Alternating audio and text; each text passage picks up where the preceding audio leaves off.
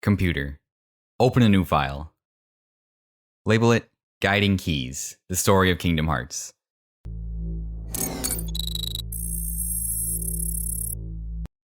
Let's get to work. From the archives of Ansem, Report 1. Much of my life has been dedicated to the pursuit of knowledge. That knowledge has guarded this world well. Not a soul doubts that. I am blessed with people's smiles and respect, but though I am called a sage, there are things I do not understand. I believe darkness sleeps in every heart, no matter how pure. Given the chance, the smallest drop can spread and swallow a heart. I have witnessed it many times. Darkness. Darkness of the heart. How is it born? How does it come to affect us so? As ruler of this world, I must find the answers. I must find them before the world is lost to those taken by darkness.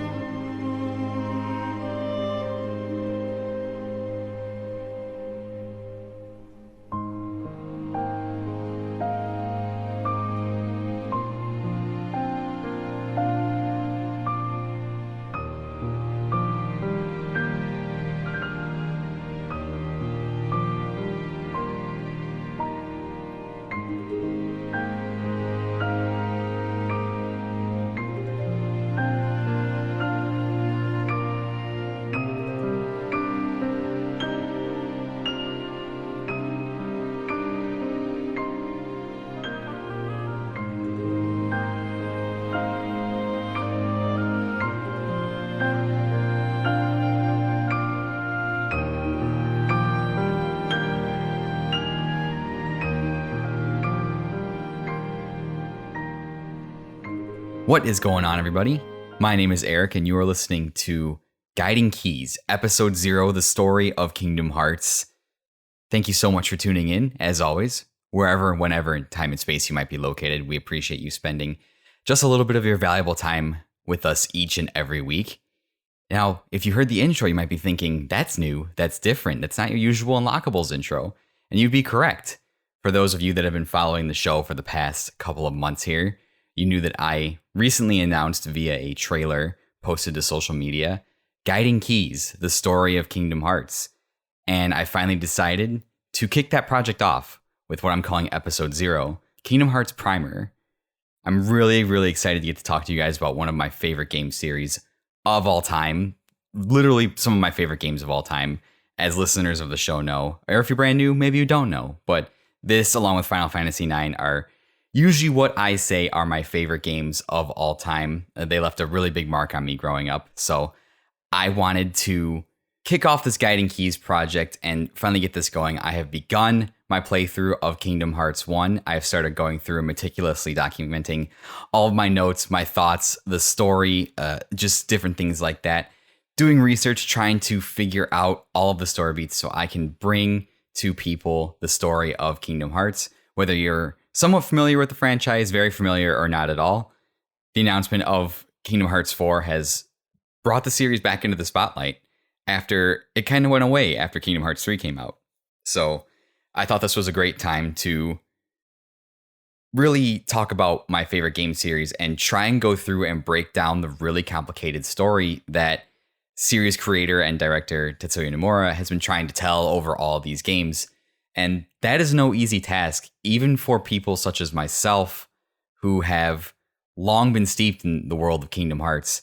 It's not always easy to discern what exactly is happening in these games and to catch all of the little intricacies about the way the story connects together and all the themes. And this is a good thing, but also a bad thing because the story of Kingdom Hearts is very rich. The lore is very deep.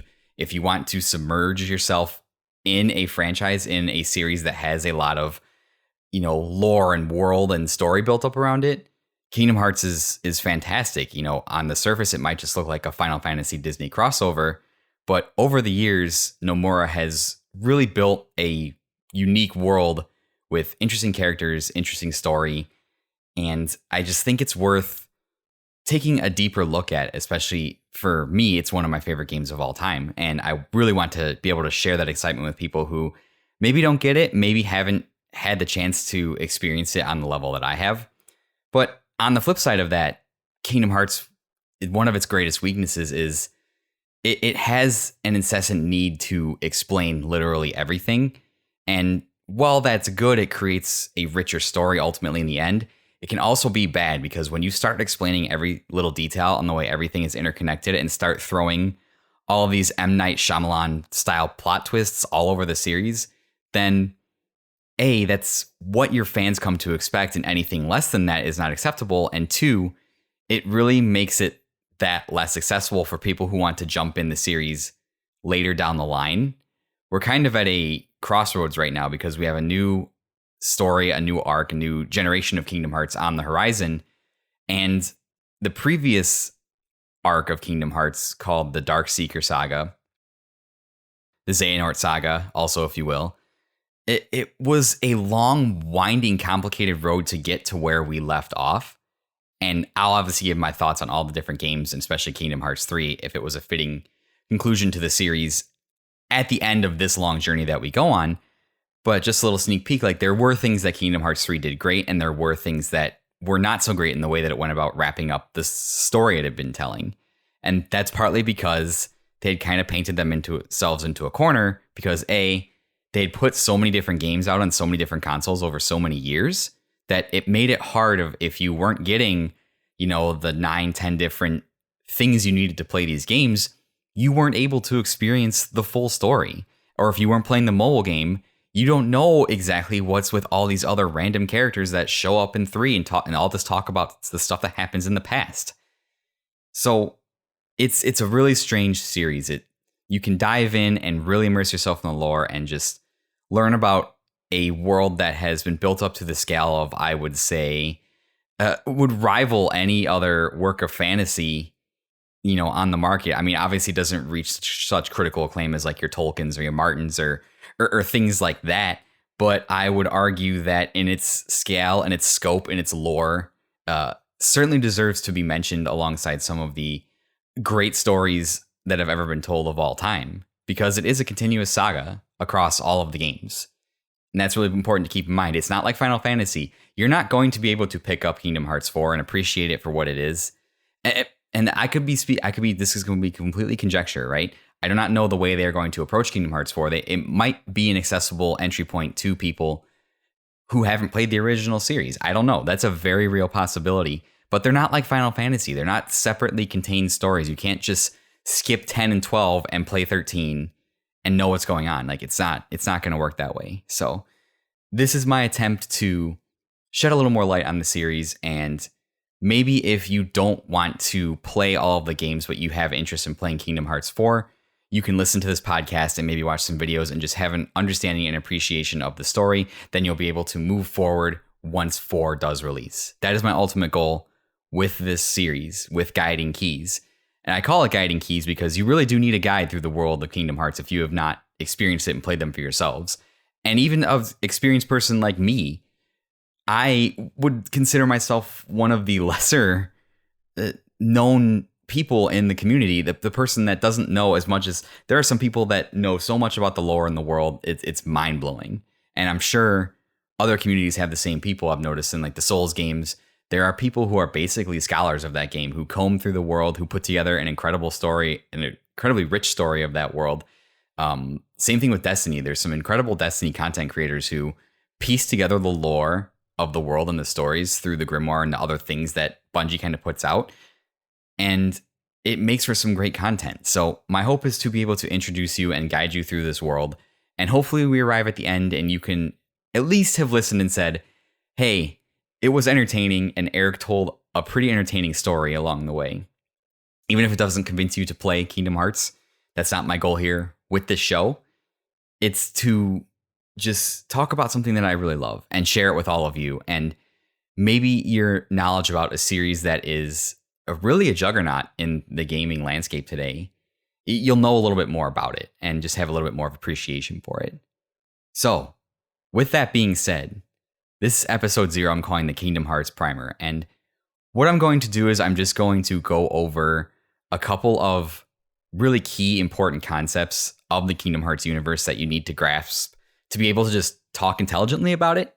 And I think this will help people, like if you listen to this episode first and then going forward listen to all the other episodes, I won't have to stop and explain every, concept along the way. You won't have to listen to me explain a Heartless or Kingdom Hearts or whatever for the millionth time whenever I'm referencing it. You'll just know, having listened to this episode, oh, that's what he's talking about.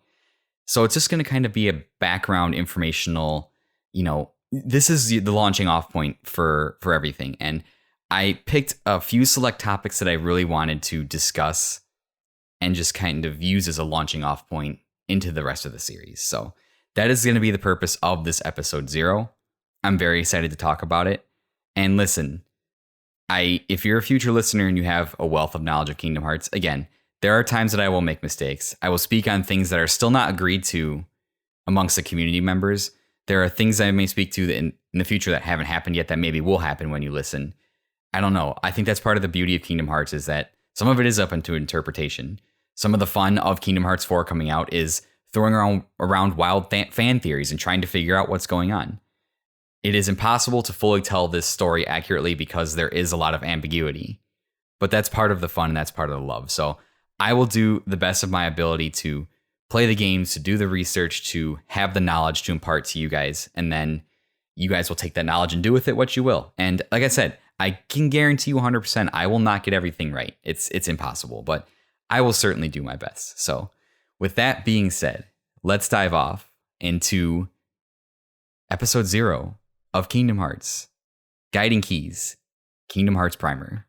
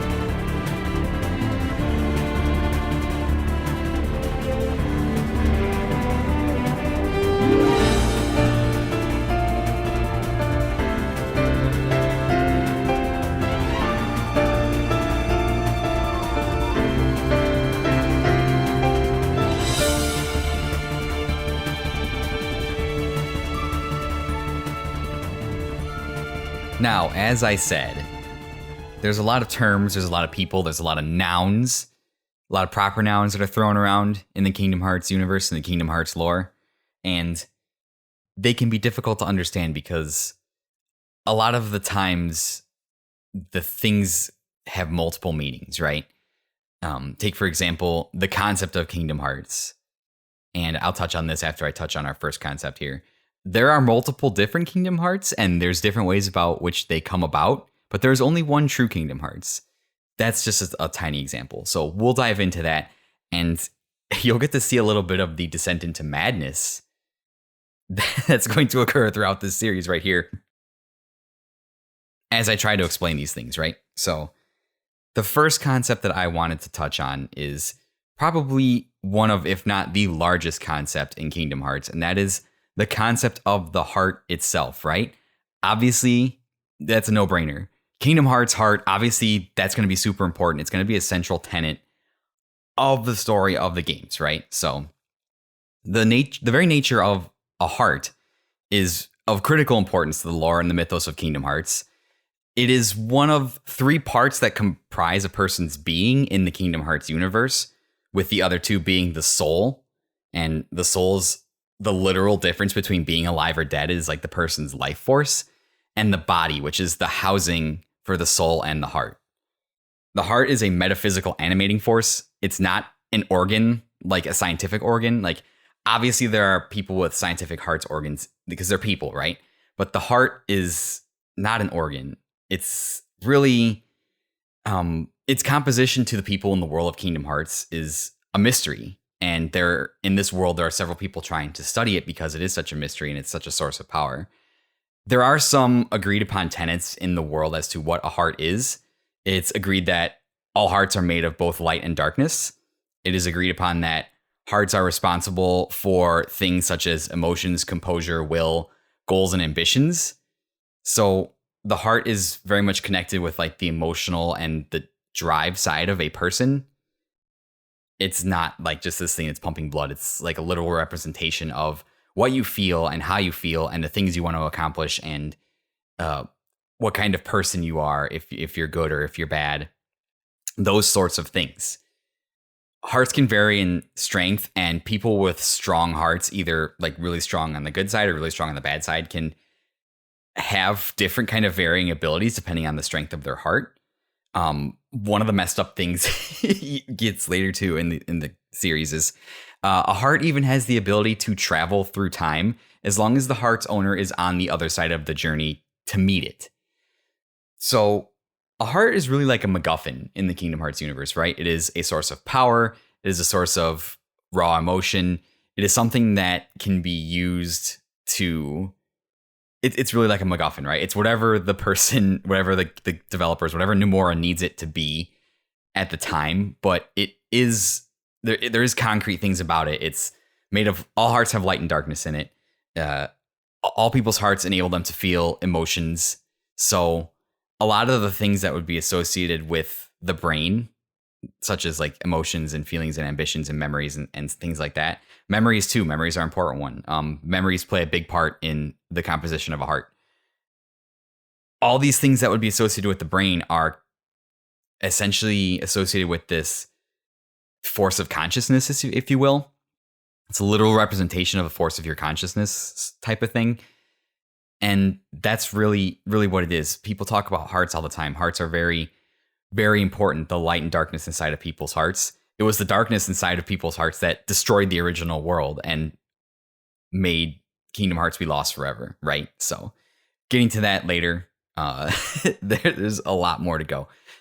If you're confused about that, like I said, the heart is one of three parts of the body of your entire being, right? So the heart, the soul, and your body. It is possible, based on this definition, to lose your heart but still be alive, because the soul is like what gives your body life. So the heart and the soul are separated to enable you to either lose a heart, gain a heart, and you can still live, right? If your soul's gone, then you're just dead for more or less the part. And then the body is the thing which can house those two things together that make up an entire person. And I know what you're thinking, well, if a person loses a heart, can there just be a heartless husk that wanders around that's just a soul in a body? Yes, there is. And we will get to that. Don't you worry. That'll be coming relatively soon. So the next concept is that of Kingdom Hearts itself, right? Obviously, the game is called Kingdom Hearts for a reason. If you want to play a fun game while I do this, grab a beer, preferably something between like the 5-7% alcohol range, and take a drink every time I say Kingdom Hearts, and you'll probably be annihilated, but it'd be a great drinking game if it's the weekend for you. So just make sure you're responsible while drinking, right? So Kingdom Hearts is the heart of all worlds. It is the source of ultimate power and wisdom. It can be considered an aggregate of hearts, right? So Kingdom Hearts is where all hearts are born. It is the heart of all existence. It is basically the center of the universe. It is the source of ultimate wisdom and power, right? It's one of those things. But the most important thing I think to take from this is that it's really the heart of all existence, and it's the place where all hearts are born. And once a heart departs the body, it is the place that hearts return to. So let's just dive into a little bit of the lore around this, right? The established timeline of Kingdom Hearts has several parts to it. The main story, where Sora and his friends are adventuring and trying to defeat Xehanort, is kind of like the main part. There's not really like a name for this age, but it is like the present, right? The worlds they're separate because you obviously go to visit separate Disney worlds, and Kingdom Hearts is lost at this point, and there's this ongoing struggle between light and darkness. That's kind of the world as it currently is when these games take place. In the before time, in basically the Kingdom Hearts ancient history, there's this age called the Age of Fairy Tales, where the world was full of light and the light came from Kingdom Hearts. It was kind of like a utopian society where the light of Kingdom Hearts shone down on everybody. Everybody was happy. There was no fighting. There was no greed. There was no war. It was pretty much a perfect place to live and to exist. Unfortunately, with light comes darkness. That's a big theme. The two can't exist without each other. So darkness sprouted in the hearts of man because of greed, right? The people wanted to take the light and the power of Kingdom Hearts for themselves. Darkness sprouted in their hearts and greed grew. And this was what sparked the cataclysmic event to which almost all of the Kingdom Hearts games refer to, which is the Keyblade War. And it's during the Keyblade War, which caused Kingdom Hearts to be lost to darkness forever. So it used to be a readily available place, pretty common amongst the world, right? And then after this cataclysmic conflict happened called the Keyblade War, it kind of shattered the existence of the world, of the universe, of the dimension, and caused the one true actual Kingdom Hearts to be consumed by the darkness, never to be seen again. So that's just one thing. And you're thinking, well, if the world was destroyed and everything was lost, how does it currently exist? So that's true. In the hearts of children is pure light, right? Because children are innocent. They're uncorrupted. They become corrupted by the world around them, essentially. It was the lights in the hearts of children that allowed the light to live on and rebuilt the world to what it is today. All these separate Disney worlds, all these separate worlds that are basically like pocket dimensions, and they're separated from each other, but you can visit them via like space travel and stuff. So anyways, a lot of weird stuff like that. And that's kind of the catalyst of this adventure is the true access to the real Kingdom Hearts is kind of always in the background. That's one of the objectives of the main antagonist, Master Xehanort. He wants to find the one true Kingdom Hearts, and he studies the history of the Keyblade War to understand like what went wrong. That's kind of one of his main areas of motivation.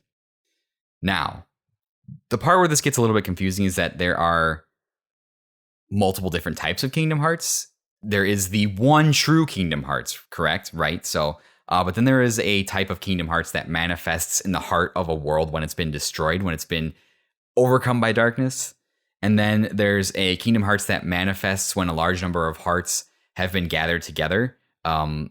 Those are called Kingdom Hearts of World's Heart and Kingdom Hearts of People's Hearts, I think. I don't know if that's the official name, but that's basically the way you can think of them. It is a place that you can visit. You can physically enter Kingdom Hearts. It is not a static place that once you like walk in, it's like, oh, this is like what it looks like. It often takes the form of a world that is important to the person who opened it, right? And I can't really elaborate on that without spoiling the rest of the series, but we'll get to that when we get to that. Just remember, when you enter it, it takes the form of a world that is important to you. So like if Sora were to enter it, it would probably take the form of Destiny Islands because that's his home. One of the examples. The quest for Kingdom Hearts and the story of what happened is kind of an important theme in Kingdom Hearts, and you'll constantly see this coming up. And I will do my best to elaborate in the story when characters are referencing the certain types of Kingdom Hearts. If it's the one true one, if it's the one at the heart of all worlds, if it's the one at people's hearts, I will do my best to differentiate between all of those different concepts, right? And I'll try because it's very difficult. I'm getting my tongue twisted and my words tied up just thinking about it. Let's move on to the concepts of light and darkness because they're very, very important, right? The concept of light, as it is referred to, it's a force in the world that is parallel to darkness. It is often associated with characters that are aligned good. Although it is not inherently a benevolent power, it is mostly used that way because the things that are associated with the light are the things that you would associate with people that are good, right? It's caring about other people, it's love, it's friendship, it's all that stuff. All those sorts of concepts and ideas are associated with the light. That's not saying that the light can't be used to hurt people because it's very much a force that can be wielded and used against people. I mean, that's primarily what Sora and the other characters use to combat the darkness, is the power of light, right? And the same thing with the darkness. It is a force in the world that is parallel to darkness. You think about it like the Force from Star Wars, right? There's a light side of the Force and the dark side of the Force. And while the two are, it's obviously that they are associated with like good and evil, they're not inherently, good and evil, even though darkness is more inherently malevolent. Like I said before, when talking about hearts, all hearts contain light and darkness. It's part of every heart. It's part of who we are as human beings. If you were to translate that into like the real world thoughts, like all of our consciousness, all of our beings have good and bad inside them, right? We've all done good things to help people, to love people, our friends and stuff like that. We've all also done terrible things too, right? We've done mean things. We've done bad things that have hurt other people or have made selfish decisions. So it very much is like that. And one of the core tenets and concepts of Kingdom Hearts is not that light should win out over darkness, right? Because it's not inherently a good thing. You can do good things for wrong reasons, right? But really the concept of having to live with the balance of light and darkness, because you can't have one without the other. It's just not how the world works. And that's a really common theme in a lot of like stories and religions and stuff you see throughout the world. It's like the world exists and there is good in it, but like, just for example, my Christian upbringing, there's also sin in the world. So you have to try and do good and, works of faith and live your life according to your beliefs. But sin is a part of the world as well. It's just that type of thing. There are realms associated with these two forces. There's the realm of light, which is basically where most of the story of Kingdom Hearts takes place. Excuse me. Starting to trip over my words. It's beginning. The madness is setting in. And I'm the madness is coming for me. I can feel it. So the realm of light is where most of the story of Kingdom Hearts takes place. It's where all of the worlds are located. So like all the Disney worlds, all the different Kingdom Hearts worlds you're going to are in quote unquote in the realm of light, because that's where existence is, right?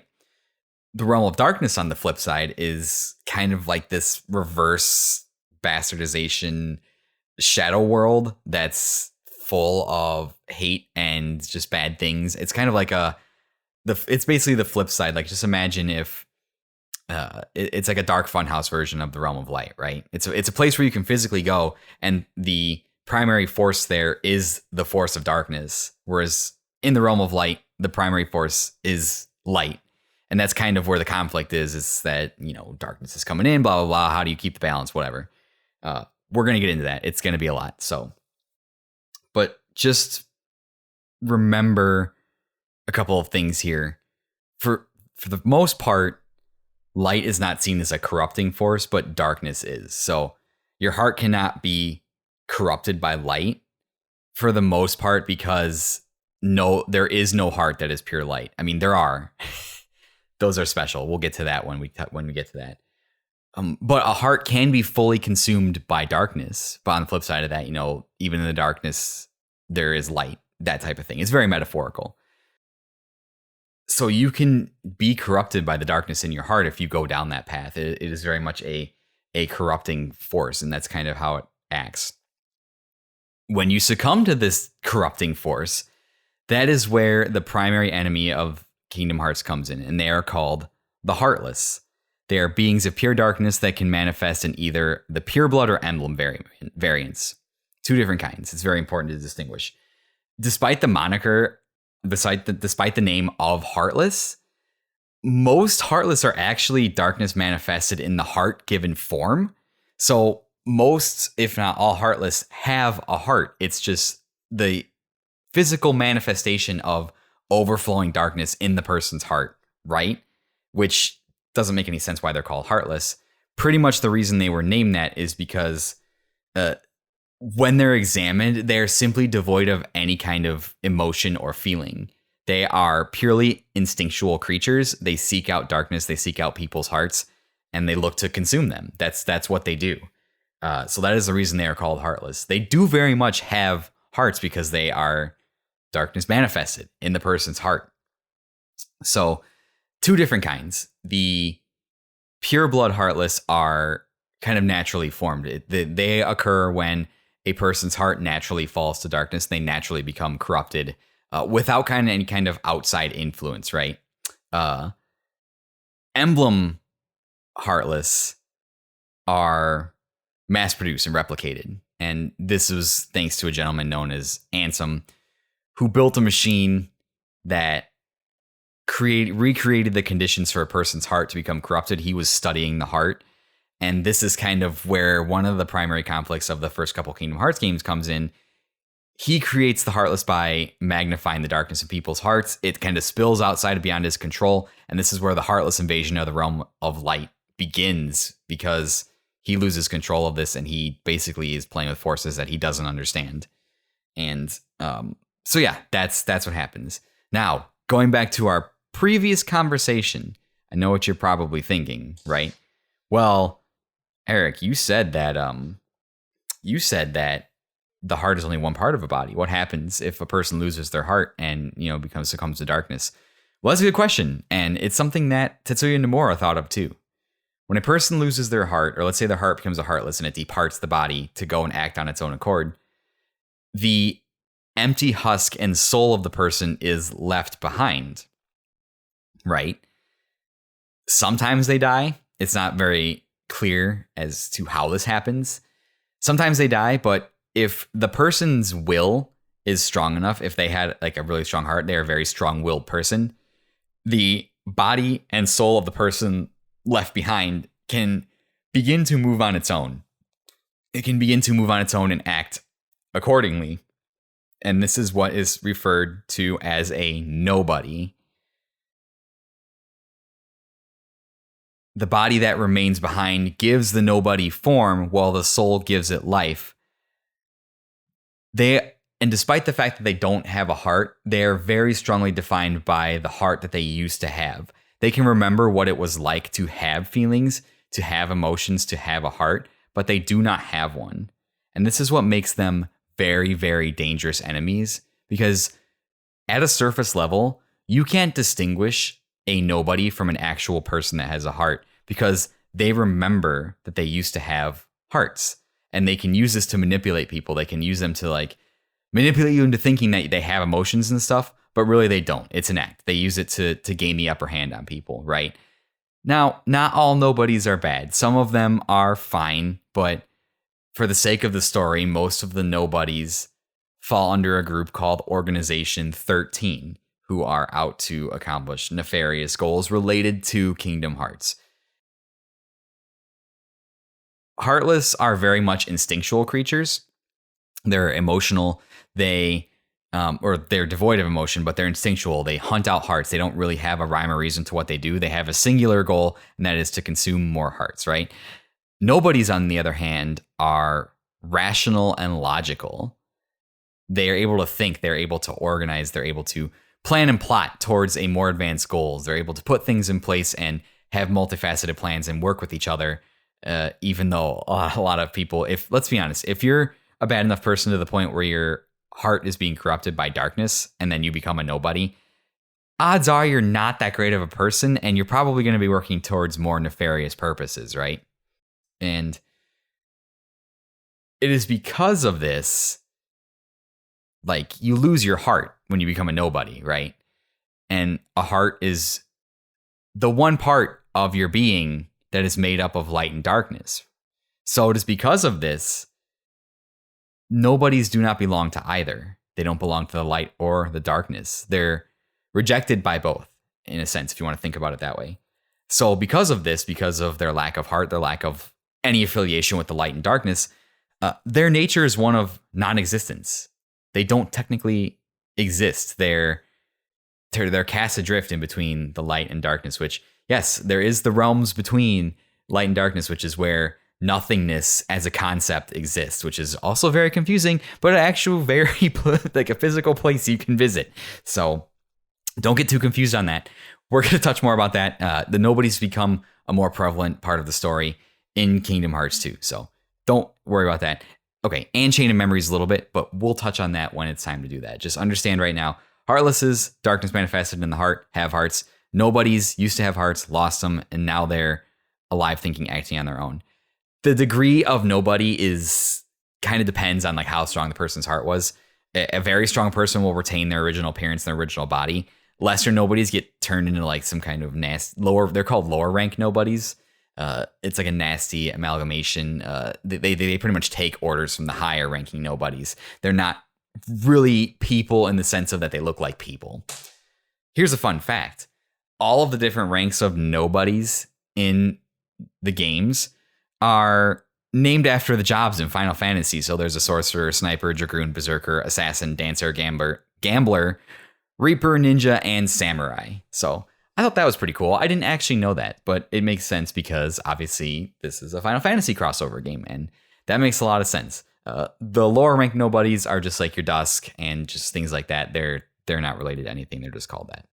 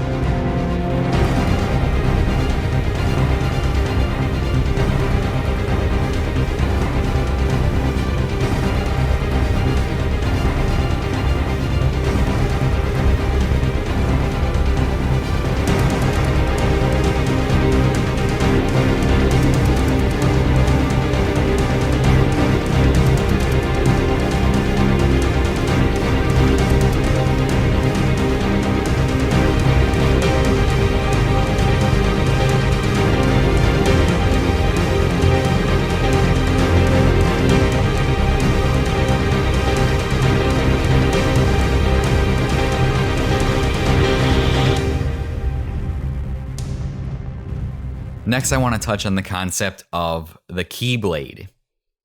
This is an important one. The iconic, not quite so sword of Kingdom Hearts, the Keyblade. This weapon, I would argue, and I just listened to a fantastic episode by the Switch Up guys with Brock the Swordsman, ranking and tiering the different types of swords in gaming and anime. It's a great episode. You should go check it out. But I very strongly made the argument that if you're ranking swords by power and how iconic they are, not many swords touch the Keyblade. And I understand the Master Sword is iconic. Of course, I will not take that away from it. There are certain swords in gaming and in media that are instantly as recognizable as the characters. I would argue that the Keyblade is more recognizable than probably any of the characters in Kingdom Hearts. If you were to hold up a picture of Sora and hold up a picture of the Keyblade, I would be willing to bet that people would identify the Keyblade first. That's just kind of how I feel. The Keyblade is an extraordinary weapon. It is iconic. It is the main weapon featured in the main conflicts of Kingdom Hearts. It's also a little bit of a mystery. No one quite knows the process by which Keyblades are created. They do normally choose their wielders upon creation, though. So this lends to the belief that they do have some level of at least consciousness or sentience behind them because they're able to choose their wielder. But their allegiances can also shift if they feel like their wielder isn't doing what they're supposed to. So it is possible to take Keyblades from people. It is possible to lose your Keyblade. But the circumstances under which this occurs is very vague. So it's not entirely understood. It is known during the Age of Fairy Tales, a being known as the Master of Masters. He was the first master. He was able to extract Keyblades from people's hearts using the knowledge of the Keyblade. Okay, we have to do a sidebar on that real quick because that's probably very confusing. Extracting Keyblades using the knowledge of the Keyblade. There's when you talk about Keyblades in Kingdom Hearts, you have to differentiate between which one. There is Keyblades, plural, which most of the protagonists in Kingdom Hearts wield. And then there is the Keyblade. And when you see this in Kingdom Hearts, when it's in the subtitles, when people refer to it, when it's spelled out, it is spelled X-BLADE. And this is called a Keyblade because in the Greek alphabet, the letter X is called key, or Kai. And if I have any Greek experts out there or Greek listeners, you can feel free. But this is literally the explanation they give in the game, which is, okay, hold on. I have to look this up real quick. So just to make sure I'm not full of shit, because I could just be assuming this. Greek letter key. CHI. Okay, yes. Greek is the Greek letter key looks like an X. CHI, or you can call it Chi.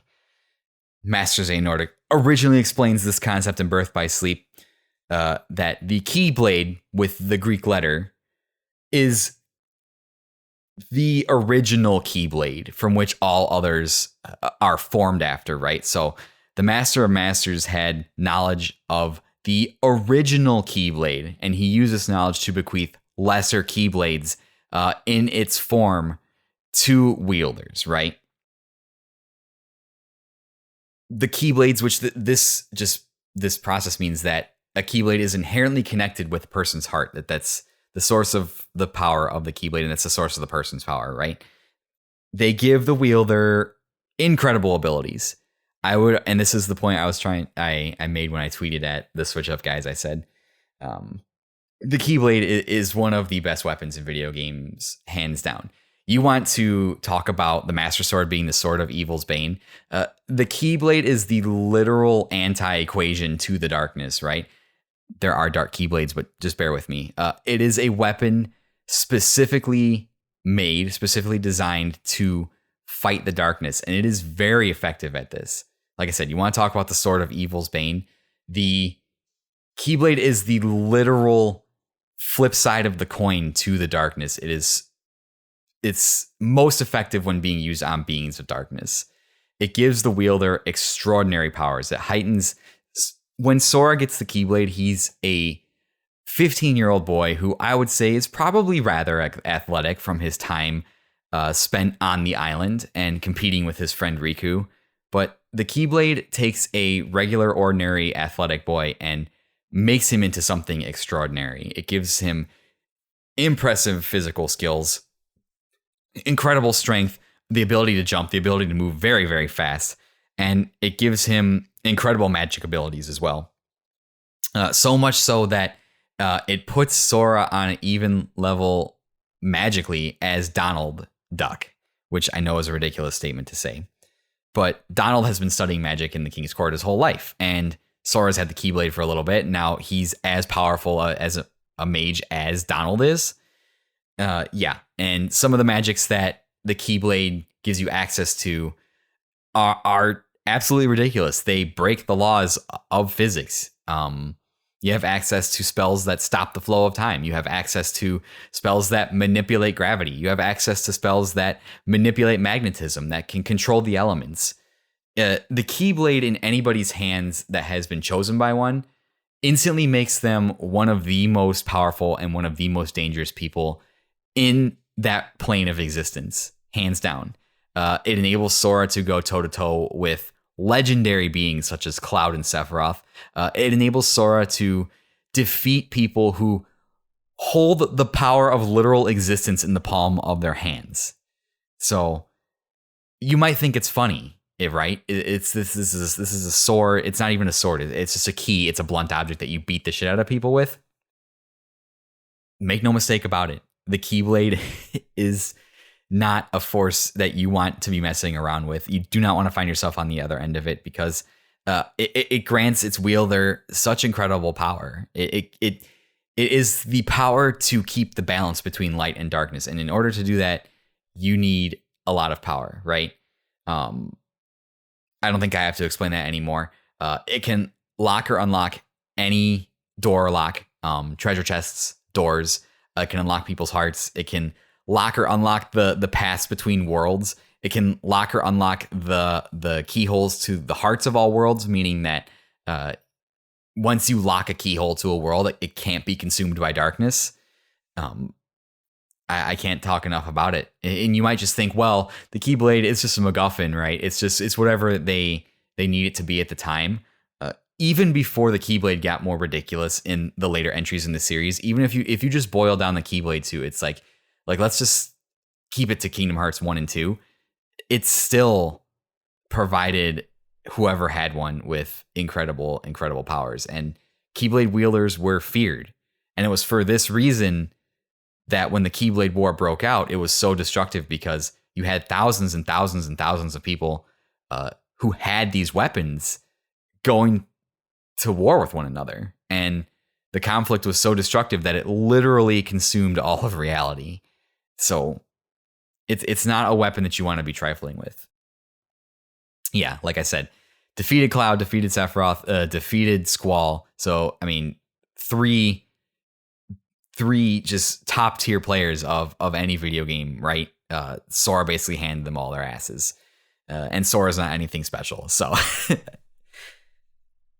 now, to the very nature of Keyblades, like I said, they're sentient. This isn't really explained fully. How does one get a Keyblade, right? How are they made? The Master of Master, as I've explained in my Kingdom Hearts 4 video, is a character who is now operating in the background. Nobody has really seen him, knows what he's doing. So how do Keyblades come into being throughout the Kingdom Hearts series? This is an excellent question. It's not really understood. Like I said, the Keyblade that Sora has appeared to him and chose him, and it's technically classified as the Keyblade of the Realm of Light.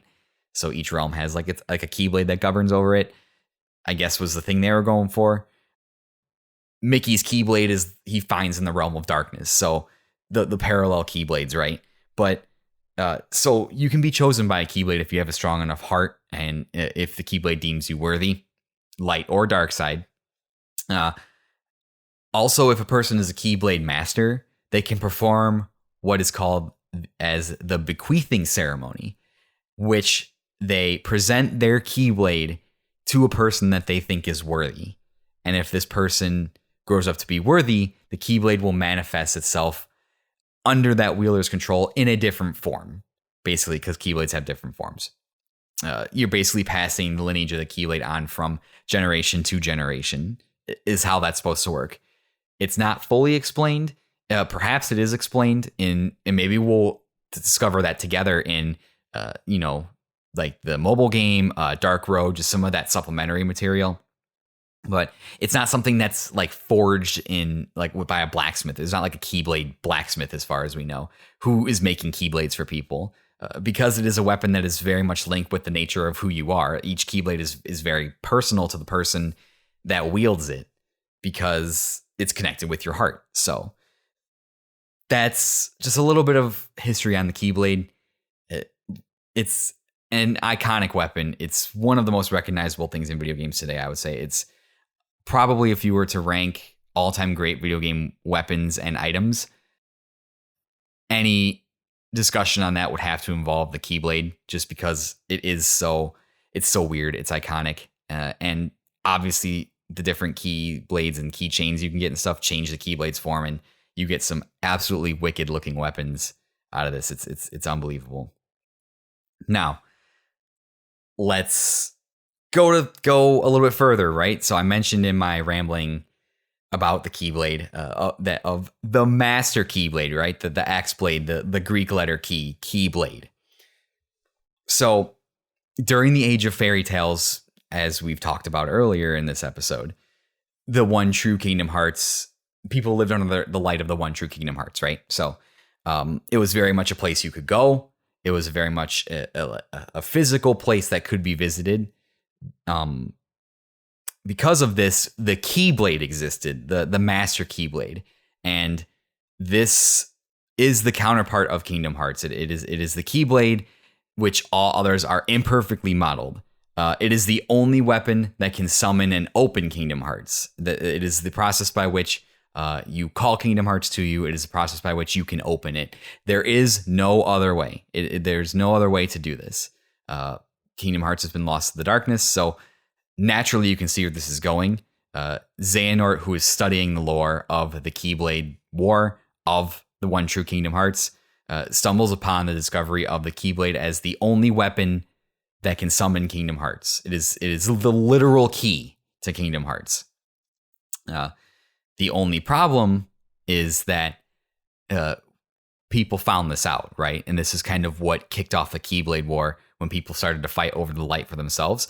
They started to fight over the original Keyblade because of the power that it held. Because it is the Master Key, obviously it would be stronger than all the other Keyblades that were imperfectly modeled after it, right?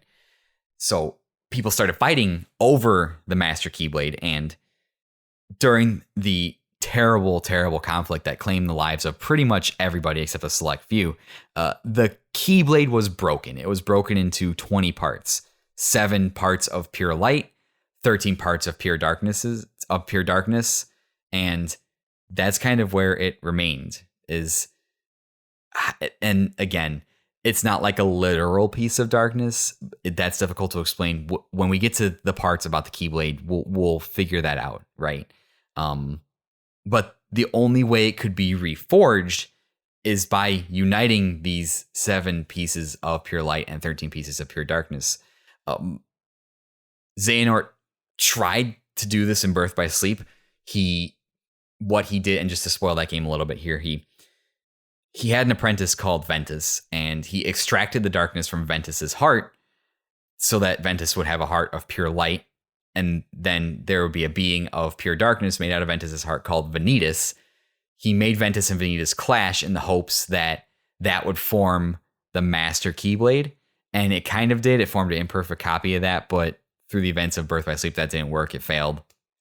It kind of got delayed to Kingdom Hearts 3.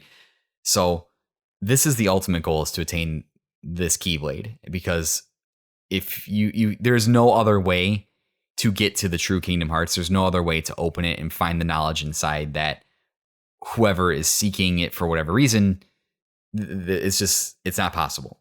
And it is this conflict that is the overarching arc of the story of the first however many Kingdom Hearts games, right? And there's a lot of lore that goes into this, obviously. There's the question of, well, the Master of Masters, who was the original master back in the Age of Fairy Tales, how much did he know? Did he actually wield the Keyblade? He obviously studied it. So after the Xehanort saga, we have this character called the Master of Masters, and we're trying to figure out, okay, like, what is his end goal here? What is he trying to do? And it starts to get really messy and complicated as to what his goals and his motivations are, because the research I've been doing on the mobile game and the story behind that is pretty batshit crazy. So that is just a short list of the initial things that I thought were important for people to know about Kingdom Hearts. It's a very concise list. I kept finding things that I wanted to add to it and talk about, but this is not the point of this. It's just to get you familiar with some of the concepts and some of the lore. So I don't have to stop and explain what's a Keyblade, what's a heart, what's light, what's darkness, what's a heartless. You guys would just know this, hopefully, by listening to this podcast. And this way, it'll allow me to talk more freely about the games without having to stop and be like, remember, the Keyblades are attached to people's hearts and they can be summoned and blah, blah, blah, and all this stuff. And I won't have to give exposition on every single noun that you hear. And I thought about including people in this too, but I was just like, where do I draw the line? Because then I'm just introducing like every character from every game, because I'm like, oh, well, this person's important, but if this person's important, then this person's also important. And where do I draw the line? And where do I like not spoil things? So yeah, I feel like this is a good, concise list of things that you should know about Kingdom Hearts, right? And I think this will help people along the way to better understand what's going on in this game and just about the lore of these worlds. I'm sure you're very confused. You're like, okay, there's different realms, but then there's different worlds in these realms. And then the world used to be one world, but now it's like a bunch of different things. Yeah, believe me, I've struggled this. I've had the same thought process you guys have had. And then, wait, you mentioned casually that there's time travel, but you didn't even touch on that. Yes, believe me. We'll get to these concepts as they come up, and I will attempt to explain them as best I can. It's a lot to take in.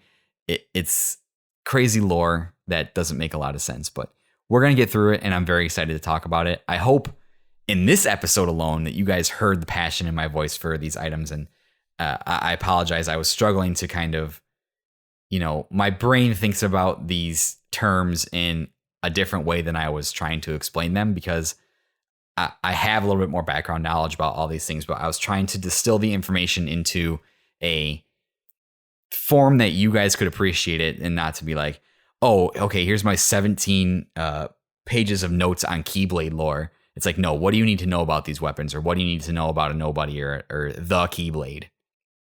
And I feel like I accomplished that here. There's going to be a lot of things that come up that are going to have to be explained, and that's fine. I totally intend to do that. And the way this is going to work is we're going to start, we're going to play through all the games chronologically. And I think that's the best way to approach this. I don't think it's smart starting in like timeline order. I think it's probably best to play them in release order, because that's kind of how the lore and the knowledge of the games naturally build on one another. Because if I was playing the mobile game first, and then Dark Road and all these other titles that took place like in the timeline first, and then Birth by Sleep, and then Kingdom Hearts 1, I don't think that would be a good way of explaining everything, because the games get more lore heavy as you go through the later releases. And when you get to like the mobile game and Kingdom Hearts 3 and all this other stuff towards the end of the arc, Nomura was just shoving the lore down your throat, was just introducing so much stuff. It was unbelievable. So we're going to start with Kingdom Hearts 1, Chain of Memories, Kingdom Hearts 2. That's kind of the initial roadmap. And all of those titles kind of build on each other. And then once we finish those, we'll be playing, 358 over 2 days, Recoded, and Birth by Sleep. And it's Birth by Sleep is going to be the important one, right? I don't think Birth by Sleep is the best Kingdom Hearts game. It's one of the best for sure. Regarding the point where the lore starts to get insane, Birth by Sleep is critical. It is the catalyst for basically the second half of the Xehanort arc, even though it's a prequel to 1. And that'll be the point where things really start to take off. It'll be Birth by Sleep and forward where I have to go, hey, do you remember this thing that happened in this last game? Well, this is how that ties into that. And hey, do you remember this thing that happened then? That's how that ties into this. So once we hit that, it's going to be crazy. And I am really looking forward to it. I'm going to try and explain it the best I can. I don't always do a great job of explaining things. I tend to be long-winded. I tend to ramble. I tend to not know the words when I need to know them to explain what things are. But I'm going to do my best, and I hope that my passion for the series comes across and at least makes for an enjoyable listen for you guys, because this is something a little bit different. I'm not talking about how good was this game. It played good. It did this, it did that. And obviously I will talk about those things. I'll talk about the gameplay. I'll talk about the different mechanics and stuff. But the primary focus of this series is to dissect the story and the lore of Kingdom Hearts. And it's not really something... When I talk about video games, I tend to talk about everything at once. I tend to talk about mechanics. I tend to talk about story, music, the industry, things that are happening, tend to have guests on. And this is going to be a very different thing for me, to focus on story beats and to focus on details and things that are happening. So I am very, very, very excited to get started. I'm very excited I got to share this little primer episode with you. If you listen to this and you think there are more things that you need to know going into the world of Kingdom Hearts, I think that you should definitely message me on Twitter or email me, and maybe I can add an addendum in at the end of this and be like, hey, talking with some of the community members, this is what they thought that you should know about the game. And I can easily add that on to the end of the podcast, no problem. But for now, I think in terms of overwhelming you with lore information, this is a relatively safe spot to stop. So as far as Kingdom Hearts goes, this is where we're going to leave it at today. And please, if you have any questions about anything, message me, and you'll probably get like a 40-page DM with links and references answering any of your questions.